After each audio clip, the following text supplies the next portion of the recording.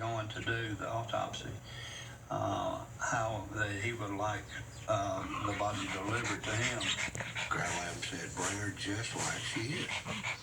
So we put her in the back of a pickup truck, hooked up a generator, and sent a couple of folks to Dallas with her in the freezer.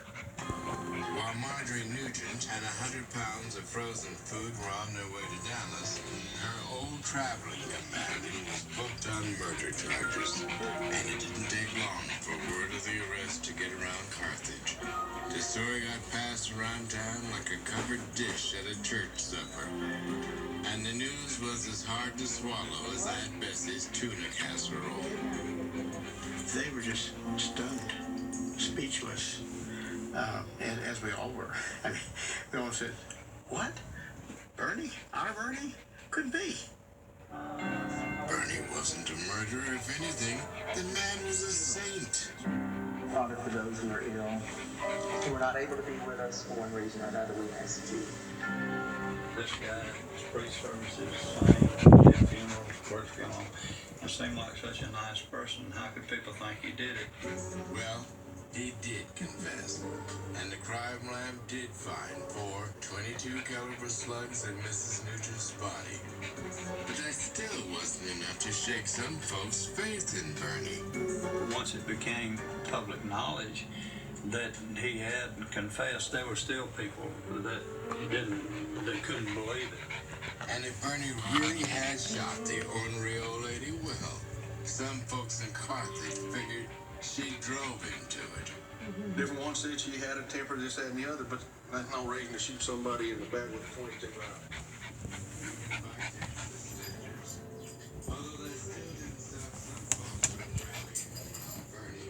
The church got behind him.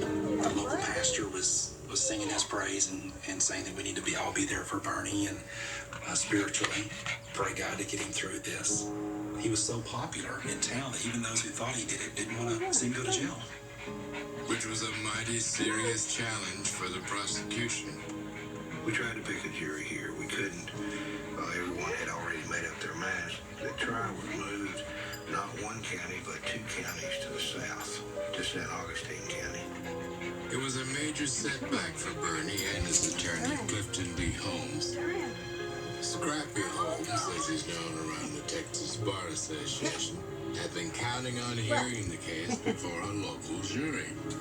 People in Panola County would have been more aware of Bernie Tiede and who he was and what his reputation was, as well as more aware of who Miss Nugent was and what her reputation was. Moving the trial to the San Augustine County You like that toy, courthouse Pickles? wasn't Scrappy's only problem. There was Bernie's confession to worry about, too.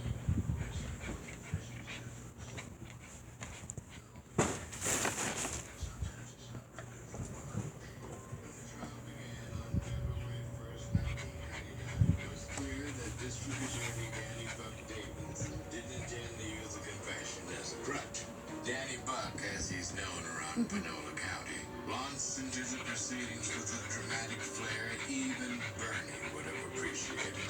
In his opening statement, the DA portrayed the accused not just as a It's a pretty little boy. but a cold-hearted liar to boot.